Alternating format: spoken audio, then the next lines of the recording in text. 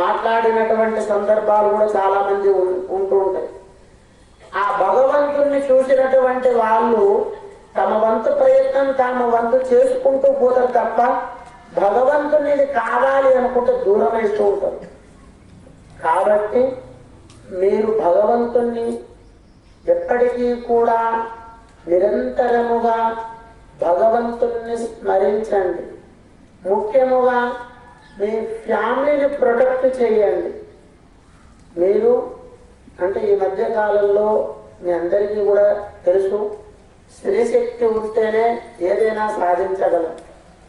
కానీ అట్లాంటి స్త్రీశక్తి ఏం చేస్తుంటారయ్యా అంటే వాట్సాప్లు, యూట్యూబ్లు, ట్విట్టర్లని, ఫేస్బుక్లని రాత్రి 11, 12 దాకా పండుకుంటారు.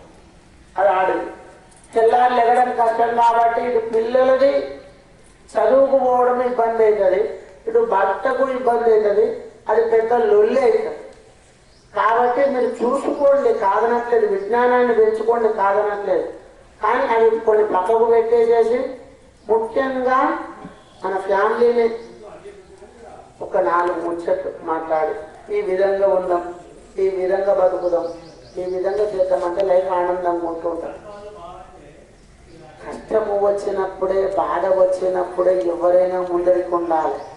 సుఖంగా ఉన్నప్పుడు టన్నుల కొద్ది మన వెనకాల ఉంటుంటాం. కష్టం వచ్చినప్పుడు ఎవడైతే ఉంటాడో వాడు మాత్రమే మన అసలైనటువంటి సిసలైనటువంటి ఆపద్బాంధవుడు. ఆపదలో ఆదుకునేది వాడు ఆపద్బాంధవుడు అవుతుంది. చూడండి, నా దగ్గరికి ఎంతమంది అన్నారు ఆమె ఏ కష్టంలోనా ఉండని అండి. కడుపు నిండి అయితే అందరం తిందాము.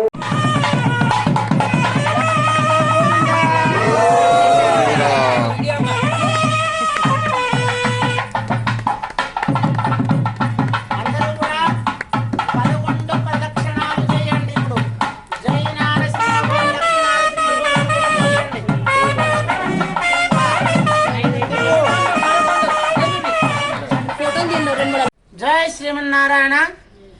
మనకు ఓం శ్రీ లక్ష్మీనరసింహస్వామి దేవాలయం పురాణపేట నందు మరి లక్ష్మీనరసింహస్వామి వారి యొక్క బ్రహ్మోత్సవ కళ్యాణోత్సవ కార్యక్రమాలు అంగరంగ వైభవపేతముగా నిర్వహించబడడం జరుగుతున్నది.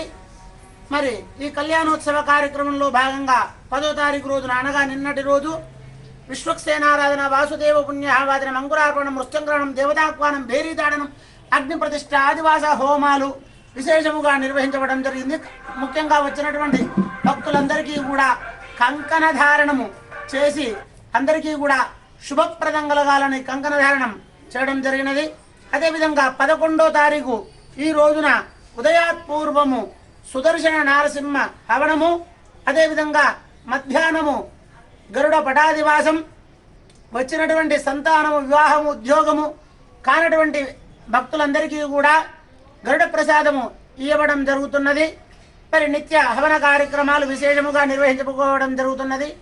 మరి రేపటి రోజు బుధవారం రోజున ఉదయాత్పూర్వము మరి 4 గంటల నుండి 5 గంటల వరకు ఎవరు అయినా కూడా సాంప్రదాయ దుస్తులతో వచ్చి పంచామృతాలతో తీసుకుని వచ్చి మూలమూర్తికి అభిషేకం చేసుకునే సదావకాశం ఉంటుంటుంది. మరి ఒకవేళ 4 గంటల నుంచి 5 గంటల వరకు కూడా కుదరలేనటువంటి వారు ఉదయం 7:30 గంటల నుండి 10:30, 11 గంటల వరకు కూడా మరి ఈ యొక్క కళ్యాణోత్సవ కార్యక్రమము నిర్వహించుకోవచ్చును. మరి అదేవిధంగా ఈ యొక్క కళ్యాణోత్సవ కార్యక్రమము 11 గంటల నుండి ప్రారంభమవుతూ ఉంటుంది. మధ్యాహ్నం 12:30 గంటలకు అన్నదాన కార్యక్రమము. మరి సాంప్రదాయ దుస్తులతో వచ్చినటువంటి భక్తుమాతలందరూ కూడా ఉదయం 7:30 నుండి 11 గంటల వరకు కూడా పంచామృతములతో ఇక్కడ కళ్యాణ ఉత్సవమూర్తులకు అభిషేకం నిర్వహించుకోవచ్చును. నిత్య విధిగా కార్యక్రమాలు స్వామివారి యొక్క సేవా కైంకర్యంలో కానీ, అన్నప్రసాద కైంకర్యంలో కానీ, పుష్ప కైంకర్యంలో కానీ పాల్గొనదలిచినటువంటి వారు తమ యథాశక్తి అనుసారంగా ఎవరి ధన రూపేణ, శక్తి రూపేణ, సేవా రూపేణ స్వామివారి యొక్క కైంకర్యంలో పాల్గొని మన లక్ష్మీ నరసింహస్వామి వారి యొక్క పరిపూర్ణమైనటువంటి అనుగ్రహం పొందవలసిందిగా కోరుతున్నాము.